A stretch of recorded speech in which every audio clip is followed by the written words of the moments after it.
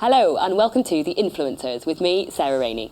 Joining us today is the Queen of Green and the lady with possibly the best hair in cooking. It's Melissa Hemsley. Melissa, thank you so much for joining us. That's a lovely thing to say. Thank you very much. Seeing it in real life. Made an effort today, didn't I? Well, thank you. We appreciate it.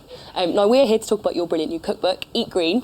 Here it is, looking absolutely lovely. Delicious flexitarian recipes for planet-friendly eating. That's a mouthful. It is a little bit, but so are your recipes. That's what we want. Can you tell us a little bit about it? Yes, I'd love to. So, this is going to be my fourth now, and I always get ideas for the books based on what people tell me when I go on tours with the previous books. Yeah. So, and it's the perfect way, because I just want to write books that people really want to use. Yeah. I don't want to just write books that might look good on a coffee table. That does look good on a coffee table. But I want them to be jam-packed and important in the sense that they become part of the home and they become part of family life and daily life. So I was like, what recipes do people want? Yeah. And the thing that kept coming up time and time again was people saying, I know that I'm throwing away food that I don't need to, and I want to save the money. I know it's not great for the planet, and I know I should do something with it, but I haven't got time to work it out. Can you tell me? Yeah. And then my mum, who's Filipino Catholic, my dad was in the army, my sister and I always grew up with sort of like the worst thing you could ever do in our household was waste. Yeah. And it was really drilled into us. And I know that David Attenborough and a lot of people now are saying, whatever you do, just don't waste. And that was instilled in us. So I thought, how about, if I can, let me try and make a book full of lovely family, familiar favourites. Yeah. But sneak in loads of ideas and tips to make it easy. Because at the end of a long day, you go home, everyone's hungry or hangry. You don't need to think about anything else to make you feel guilty. So then I just thought, weave them into the recipes, make them so delicious that you just get the bonus satisfaction of not wasting. Amazing. So fingers crossed. Oh, it sounds utterly delicious. And speaking of which, you brought in these amazing tahini cookies, which are from the new book. Yeah. I've already eaten. I know you're very good at your backstage. baking. Yeah, not as good as this. Definitely No, not as good as stop this. it. I've eaten a lot of these. They're very tasty. Thank you. What's in them? Why are these the kind of recipe that people might like? Yeah, well, I wanted to bring these to you because there's not any hidden veg or anything like that in these ones, this particular recipe. But I also am a big fan of store cupboard staples. And you never know when someone's going to come by, drop by, or you just fancy a cookie. Yeah. And what I like about these is they're cakey cookies, Yeah. so they're soft, but you can crank up the oven and make them go a bit crisper.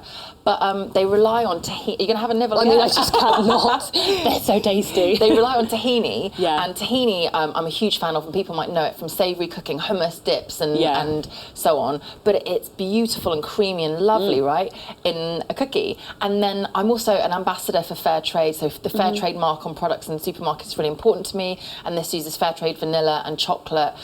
Big fan of that. Then the great thing is also with Eat Green, I wanted everybody to feel welcome at the table, and I'm not vegan, but I've got vegan friends, I've got friends that can't eat eggs, and I thought I'll do a really good vegan version. So the vegan version, you swap the 2 eggs for 1 large mashed banana, and I'm going to take a guess that you always have ripe banana. Constantly. Everybody's got a ripe banana that they need to do something with. Yeah, you've got all these brilliant ideas, but when it comes to cooking, you're entirely self-taught. Can you tell us a bit about how you got into food in the first place? Yeah, so my mum, she's such a good cook. She's from the Philippines, and she told me that when she came over, she didn't know how to cook, British cooking, and my dad's mum gave her a book and showed her some of her favourites.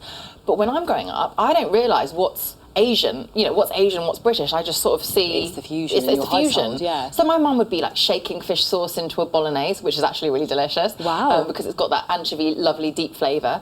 But I didn't know what was what, and I think that allowed me and sort of expanded the way I ate. So when I did leave home, I felt like very quickly a deep oh, where's my home cooking? I've got to do it myself. Yeah. And I wanted that connection to my mum, and I missed her. I was only in London, and she lives just outside, but and you're busy and you're young and you're working. So she started teaching me over the phone, and my sister would teach me over the phone. So starting out, you mentioned you did start with your sister Jasmine. You both worked as private chefs at the beginning. Yeah. And you worked for some amazing people, some international celebrities, I believe. Take that for one of your commissions. They were, yeah. And we called ourselves private chefs, but it's so funny. Because I was self-taught, she's self-taught. We were like, I guess, you know, they would call us their private chefs, and everyone would be like, where did you train? Where did you train? Who did you train under? And we said, but you know what? I think this is a really important thing to know. Obviously, there's super skilled, incredible types of chefs out there, many of them, and we're not that. What we are is self-taught, and we're all about, like, with our clients, we would always say, we're going to cook food like your mum or your dad might make for you, or your sister, and very much you'll see, because I know you said you had a look through, lots of bowl food, very comforting, nourishing food, and easy to eat. And, you know, some of the people we cooked for, it's not that they couldn't cook, they're great cooks, but it was one of the things that they didn't have time for. You miss your mum's cooking when you're away. If you can offer that, I think everybody misses their mum's cooking, even or their family style. It turns out. Yeah. Well, we ended up cooking a bit for their families. I love them. They're such lovely people. Brilliant. Melissa, thank you so much for joining us. Thank you so much. Cheers.